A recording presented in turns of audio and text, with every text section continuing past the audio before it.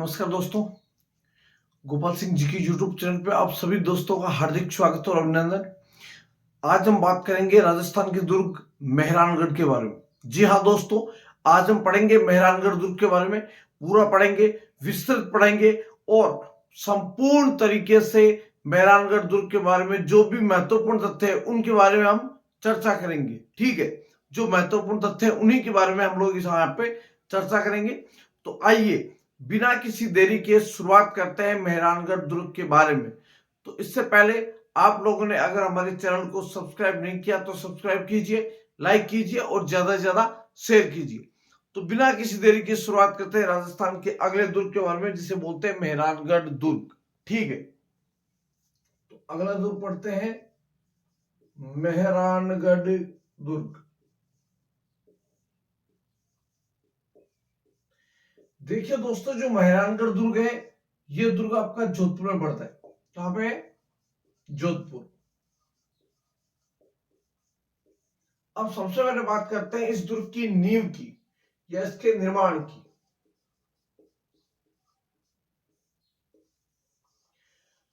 तो इस दुर्ग की जो नींव रखी गई,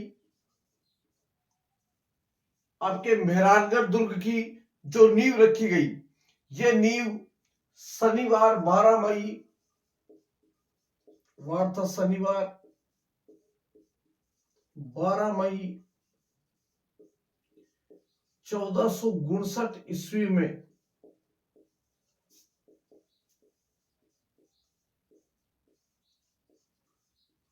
राव जोधा ने करणी माता के हाथों रखवाई। करणी माता के हाथों से रखवाई।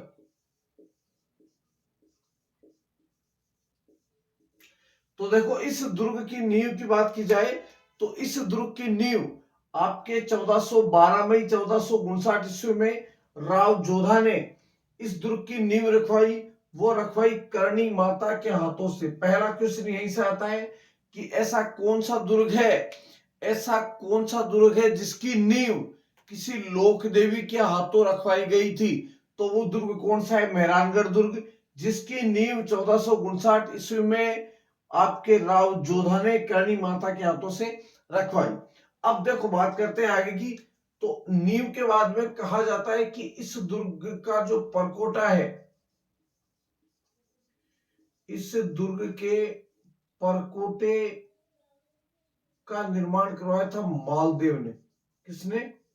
मालदेव ने करवाया। अतः इस दुर्ग का जो आधुनिक निर्माता माना जाता है, आधुनिक निर्माता जो माना जाता है वो किसको माना जाता है? मालदेव को माना जाता है। किसको माना जाता है? मालदेव को माना जाता है। कौन सा दुर्ग का? आपके मेहरानगढ़ दुर्ग का। तो मेहरानगढ़ दुर्ग के बारे में आगे इसके निर्माण से संबंधित बात कर रहे हैं। इस दुर्ग में कहा जाता है कि रजिया भामी,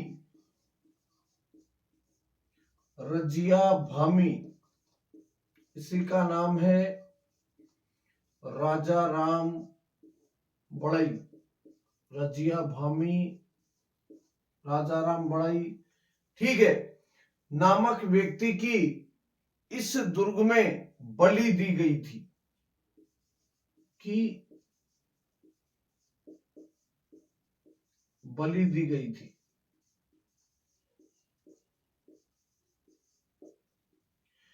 और कहा जाता है कि जब इस दुर्ग का निर्माण, ये दुर्ग जब बनकर के पूर्ण हो चुका था, उसके बाद में मंडोर से एक ब्राह्मण को बुलवाया गया और उस ब्राह्मण के कलेजे की आहुति दी गई। तो इस दुर्ग का निर्माण पूर्ण होने पर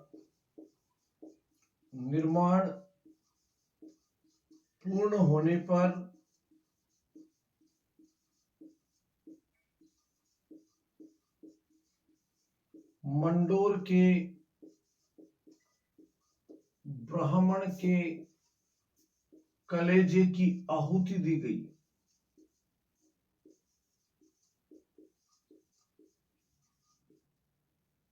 कलेजे की आहुति दी गई।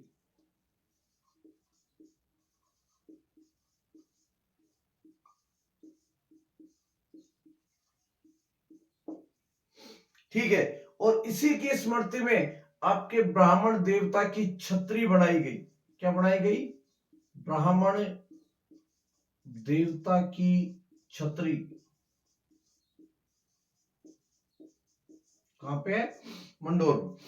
तो देखिए, वापस से दोहराव करते हैं। दुर्ग का निर्माण की बात की जाए तो इस दुर्ग की नींव रखी गई 12 मई 1459 ईस्वी को। राव जोधा ने किसके हाथों से रखवाई? लोक देवी करणी माता के हाथों से इस दुर्ग की नींव रखवाई। इसके परकोटे का निर्माण मालदेव ने करवाया। अतः मेहरानगढ़ दुर्ग का आधुनिक निर्माता किसको माना जाता है? मालदेव को माना जाता है। इस दुर्ग में रजिया भामी राजाराम बड़ाई नामक व्यक्ति की बलि दी गई थी। इसलिए इस दुर्ग के बारे में यह भी कहा जाता है कि जिस दुर्ग के निर्माण में किसी व्यक्ति की बलि दी जाती है वो दुर्ग कभी अपने शासकों से पृथक नहीं होता है। वो कौन सा दुर्ग है? मेहरानगढ़ दुर्ग। और इस दुर्ग का जब निर्माण पूर्ण हुआ तो एक यज्ञ का आयोजन किया गया और यज्ञ के आयोजन में ब्राह्मण के कलेजे की आहुति दी गई। ठीक है, तो इसकी स्मृति में आपके ब्राह्मण देवता की छतरी का निर्माण किया गया। यहां तक समझ में आ गया। अब बात करते हैं कि दुर्ग का निर्माण हो गया, इसके बाद में पढ़ते हैं कि आगे इसकी श्रेणी। एक बार इसका स्क्रीनशॉट ले लो जल्दी से, और जो इसने लाइक नहीं किया उसको लाइक करो दोस्तों। वीडियो को ज्यादा से ज्यादा आप लोगों को लाइक करना है। इसके बाद में बात करते हैं इस दुर्ग की श्रेणी की बारे में बात की जाए तो इस दुर्ग की श्रेणी जो है वो कौन सी श्रेणी का दुर्ग है? ये दुर्ग आपके गिरि दुर्ग की श्रेणी में आता है। मेहरानगढ़ दुर्ग किस दुर्ग की श्रेणी में आता है? गिरि दुर्ग की श्रेणी में आता है। तो सबसे पहले निर्माण के बाद में आती है दुर्ग की श्रेणी। पढ़ते हैं हम कौन से दुर्ग की श्रेणी में आता है भाई? तो ये गिरि दुर्ग की श्रेणी में आता है। कौन से दुर्ग की श्रेणी में? गिरि दुर्ग। अब गिरि दुर्ग की श्रेणी में आता है तो किसी न किसी पहाड़ी पर तो स्थित होगा ये। तो पहाड़ी कौन सी है? तो देखो, पहाड़ी का नाम है चिड़िया टूक पहाड़ी। चिड़िया टूक पहाड़ी के ऊपर कौन सा दुर्ग बना हुआ है? मेहरानगढ़। इसे ही बोलते हैं पंचेतिया पहाड़ी। पंचेतिया पहाड़ी।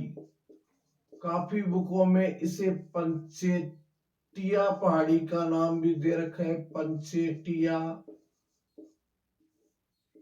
पहाड़ी। ठीक है, तो ये इसमें दे रखा है। इसके अलावा इसे चिड़ियानाथ की पहाड़ी के नाम से भी जाना जाता है। चिड़ियानाथ की पहाड़ी। चिड़ियानाथ की पहाड़ी। ठीक है दोस्तों, तो देखो श्रेणी गिरि दुर्ग है, चिड़िया टूक पहाड़ी पे स्थित है। ध्यान रखना, दो तीन दुर्गों में अपने को कंफ्यूजन होता है। चिड़िया टूक पहाड़ी, मेहरानगढ़ दुर्ग जैसलमेर। ठीक है, चित्रकूट पहाड़ी चित्तौड़गढ़, त्रिकुट पहाड़ी तो आपका सोनारगढ़ बोले तो जैसलमेर। तो पंचेतिया पहाड़ी या पंचेतिया पहाड़ी, इसी को बोलते हैं चिड़ियानाथ की पहाड़ी। यहां पर यह दुर्ग स्थित है। इसके बाद में उसकी आकृति की बात की जाए, मेहरानगढ़ दुर्ग की आकृति की बात की जाए तो ऊपर से देखने पर इस दुर्ग की आकृति भारत के नक्शे के समान, भारत के नक्शे के समान दिखाई देती है। कौन से दुर्ग की आकृति? तो मेहरानगढ़ दुर्ग की आकृति। कौन सी श्रेणी का है? गिरि दुर्ग की श्रेणी में आता है। चिड़ियाटूक पहाड़ी पर दुर्ग स्थित है। इसी को बोलते हैं पंचेतिया पहाड़ी, इसी को बोलते हैं पंचेटिया पहाड़ी। या ये पहाड़ी के ऊपर पहले चिड़ियानाथ नामक एक ऋषि तपस्या किया करते थे, तो उन्हीं के नाम के ऊपर इसका नामकरण चिड़ियानाथ पहाड़ी पड़ा। और इसकी जो देखते हैं ऊपर से देखने पर इस दुर्ग की जो आकृति दिखाई देती है वो कैसी दिखाई देती है? भारत के नक्शे के समान। तो एक बार इसका स्क्रीनशॉट लो, फिर पढ़ते हैं आगे। और आगे पढ़ने से पहले बिल्कुल लाइक करना नहीं भूले, शेयर करो इसको ज्यादा से ज्यादा, और सब्सक्राइब करो बिल्कुल। इसके बाद में यहाँ कमेंट कमेंट आने चाहिए भाई, कमेंट में कुछ। जी हाँ दोस्तों, अब पढ़ते हैं। इसके बाद में देखते हैं दुर्ग में आ गए, सब कुछ देखा, देखने के बाद में फिर देखते हैं इस दुर्ग के उपनाम कौन कौन से। ठीक है, उपनाम। और उपनाम की अगर सबसे पहले बात की जाए तो इस दुर्ग को बोलते गढ़ चिंतामणि। गढ़ चिंतामणि ये नाम पड़ा कुंडली के आधार पर। इस दुर्ग की कुंडली के आधार पर इस दुर्ग का नाम क्या पड़ा? गढ़ चिंतामणि, कुंडली के आधार पर। इसी को कहते हैं कागमुखी दुर्ग। क्या बोलते हैं इसको? कागमुखी। क्यों? आगे से सकरा और पीछे से फैला हुआ होने के कारण, आगे से सकरा व पीछे से फैला हुआ होने के कारण, फैला हुआ होने के कारण इस दुर्ग को क्या कहा जाता है दोस्तों? कागमुखी कहा जाता है। इस दुर्ग को और कहते हैं सूर्यगढ़। क्या बोलते हैं इस दुर्ग को? सूर्यगढ़ के नाम से भी इस दुर्ग को जाना जाता है। कौन से दुर्ग को? मेहरानगढ़ दुर्ग को। और इस दुर्ग को विहंगगढ़ भी बोलते हैं। विहंगगढ़, विहंग का तालुका पक्षी से होता है, तो इस दुर्ग का अन्य नाम की बात की जाए तो इसे विहंगगढ़ के नाम से भी जाना जाता है। इस दुर्ग को मेहरानगढ़ दुर्ग भी कहते हैं। मेहरानगढ़ दुर्ग क्यों कहा जाता है? देखो, जो इसमें एक शब्द है मेहर, ठीक है, और मेहर शब्द फारसी भाषा में सूर्य को कहते हैं, इसलिए फारसी भाषा में मेहर का मतलब क्या होता है? सूर्य होता है। इसलिए इस दुर्ग को मेहरानगढ़ और कागमुखी, गढ़ चिंतामणि, ठीक है, सूर्यगढ़, विहंगगढ़ हो ही गया। पक्षी के समान इसकी आकृति होने के कारण इसे क्या बोलते हैं? विहंगगढ़। एक बार वापस से समझा रहा हूं, उपनाम है इसका गढ़ चिंतामणि। ये नाम पड़ा कुंडली के आधार पे।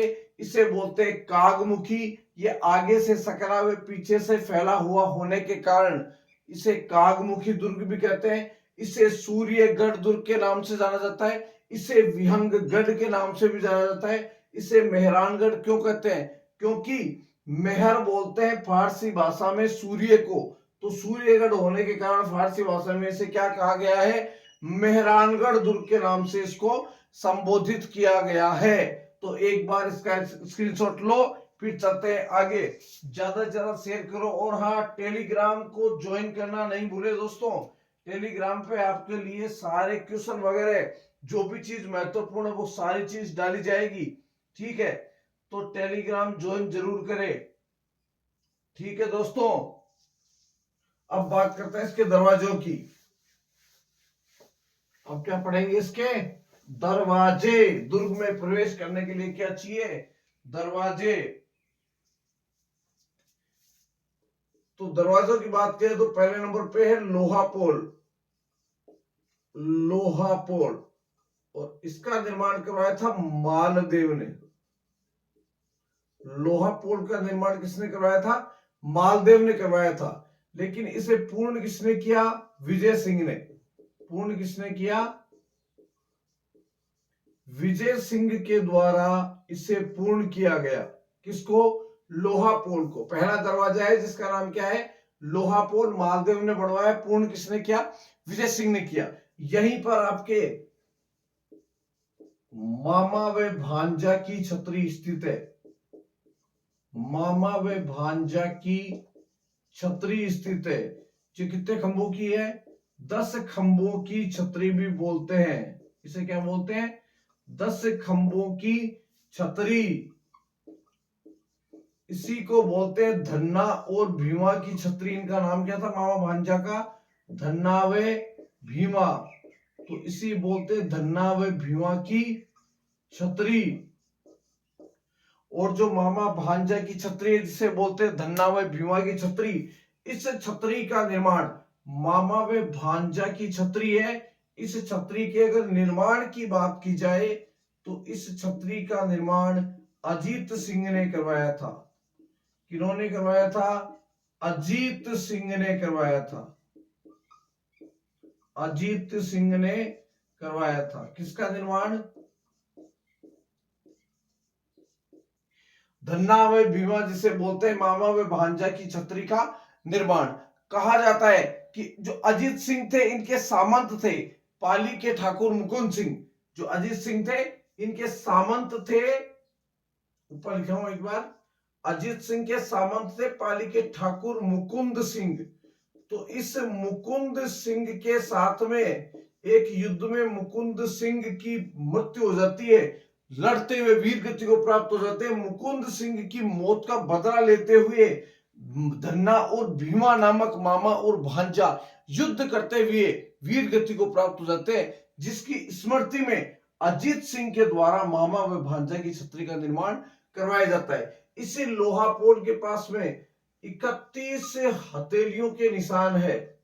31 हथेलियों के निशान है।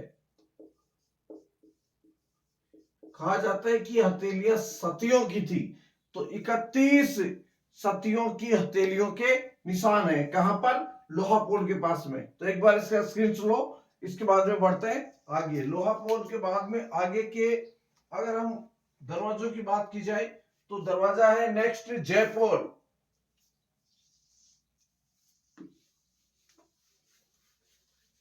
लोहापोल के बाद में फिर आता है जयपुर।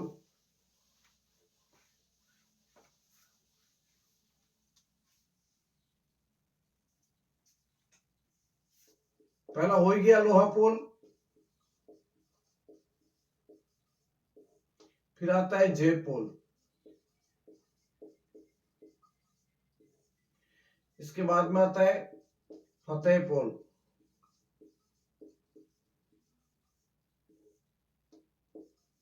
फिर आता है नुसरतपुर।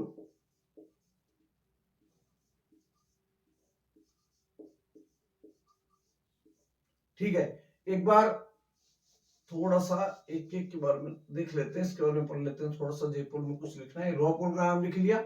तो अब बात करते हैं जयपुर की। जयपुर के देखो निर्माण की बात की जाए तो जयपुर का निर्माण मानसिंह ने करवाया था। लोहापुर किसने? लोहापुर का निर्माण तो किसने करवाया था? मालदेव ने करवाया था। पूर्ण करवाया था विजय सिंह ने। जयपुर का निर्माण मानसिंह ने करवाया था। मानसिंह ने करवाया था। किसके उपलक्ष्य में? बीकानेर व जयपुर की सेनाओं को पराजित करने की स्मृति में। सेनाओं को पराजित करने की स्मृति में किस पोल का निर्माण करवाया? जयपुर का निर्माण करवाया।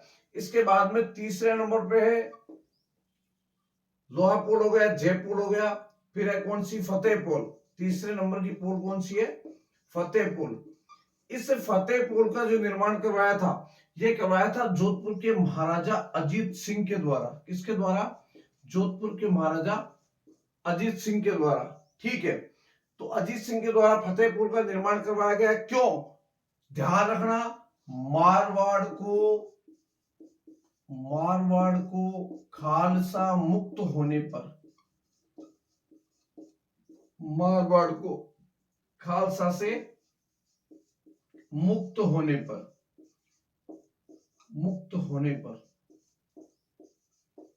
कौन से पोल का निर्माण करवाया? फतेहपुर का निर्माण करवाया। किसने? आपके अजीत सिंह ने। तो एक बार इसका स्क्रीनशॉट ले लो। बाकी इसके एक दो पोल और है, एक है इमरत पोल है, इसके अलावा ध्रुव पोल है, सूरज पोल है, भैरव पोल है, वो भी यहीं पे लिख लो भाई। इमरत पोल, ध्रुव पोल, इमरत पोल, ध्रुव पोल,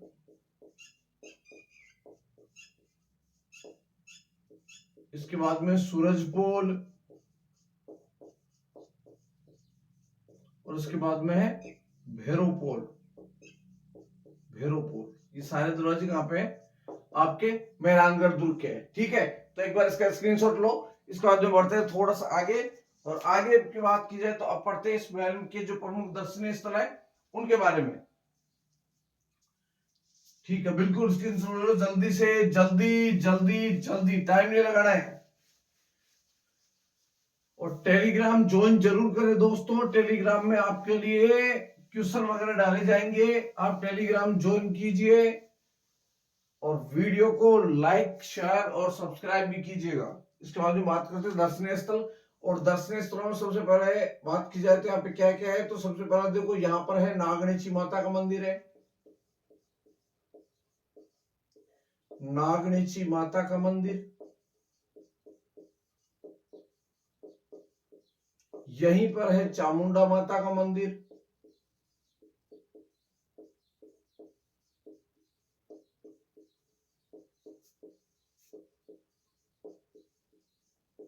यहीं पर है आपका आनंद घन मंदिर, आनंद घन मंदिर, यहीं पर है मुरली मनोहर मंदिर,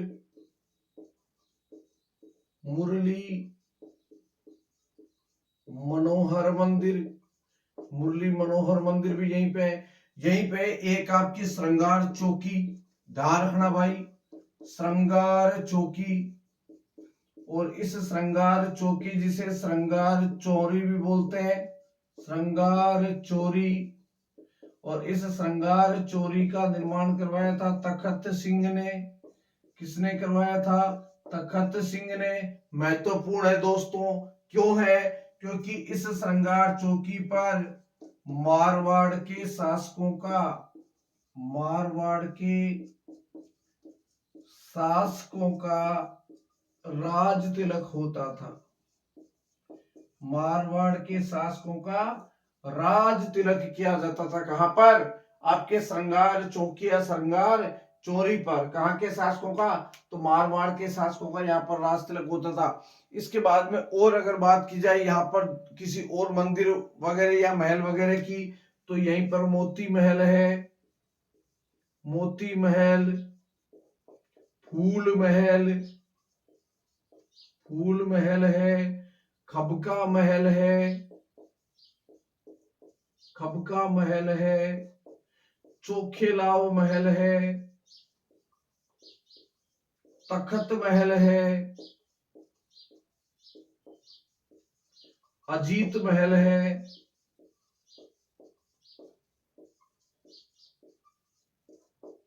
ठीक है, इसके बाद में और यहां पर देखा जाए तो यहीं पर एक आपका अजीत महल है, फूल महल है, यह एक है खबका महल, चोखे महल, तखत महल आ गया, अजीत महल आ गया। और यहाँ पे और अगर अन्य महलों की और बात की जाए तो यहीं पर आपका जिसे राजस्थान का ताजमहल कहते हैं, क्या जसवंत थड़ा है, जसवंत थड़ा, जिसे क्या बोलते हैं? राजस्थान का ताजमहल। ठीक है, यहाँ पे क्या है? जसवंत थड़ा, जिसे क्या बोलते हैं? राजस्थान का ताजमहल। निर्माण किसने करवाया था जसवंत थड़े का? तो भाई साहब सरदार सिंह ने करवाया था। किसने करवाया था? सरदार सिंह ने इसका निर्माण करवाया था।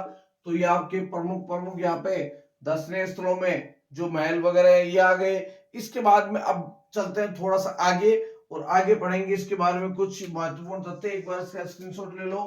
ठीक है, स्क्रीनशॉट ले लो भाई जल्दी से।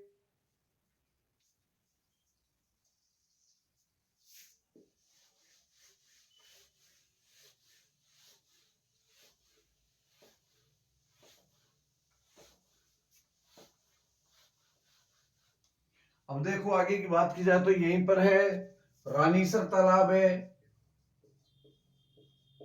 रानीसर तालाब, यहीं पर है पदमसर तालाब,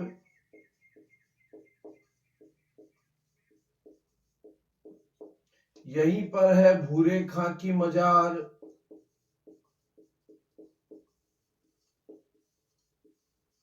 ठीक है, किसकी मजार? भूरे खां की मजार, यहीं पर है शेरशाह सूरी की मस्जिद,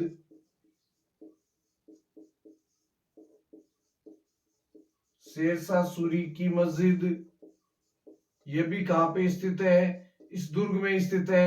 इसके अलावा यहाँ पे कुछ तोपे भी है जिन्हें प्रमुख प्रमुख से बता देता हूं। काफी तोपे हैं, किलकिला,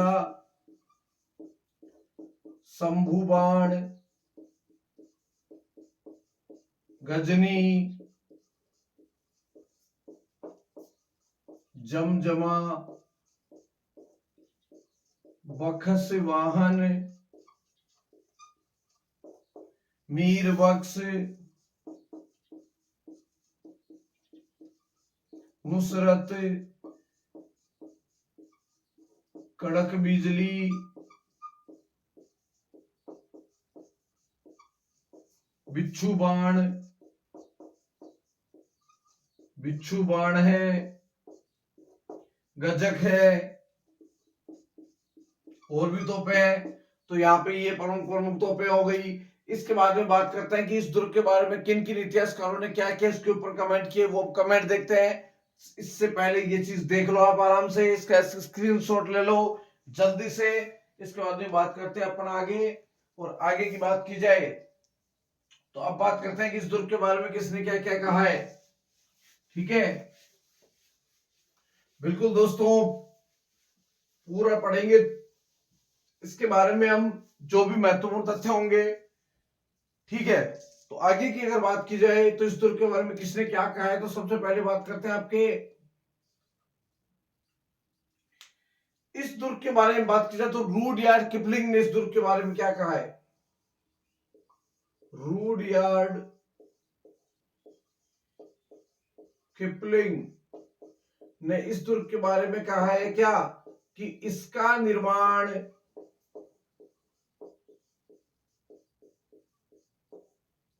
परियों, फरिश्तों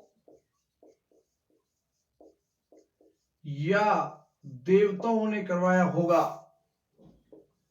परियों, फरिश्तों या देवताओं ने करवाया होगा। ये किसने कहा है, ये कहा है रूडयार्ड किपलिंग ने। इसी दुर्ग के बारे में कर्नल जेम्स टोड ने क्या कहा है, तो कर्नल टोड ने कहा है कि इस दुर्ग की खिड़कियों से, इस दुर्ग की खिड़कियों से राव जोधा के पुत्र, राव जोधा के पुत्र अपनी सल्तनत पर नजर रख सकेंगे।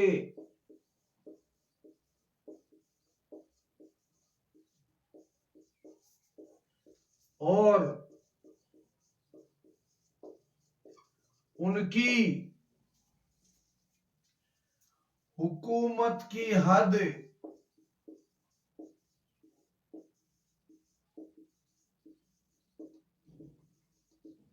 दुर्ग के दरवाजे तक खटकेगी, दुर्ग के दरवाजे तक खटकेगी। ये बात किसने कही है, तो कर्नल जेम्स टोड ने कही है। इसी दुर्ग के बारे में आगे की और बात की जाए तो ये कहा है कर्नल जेम्स टोड ने, ये कहा है रूडयार्ड किपलिंग ने।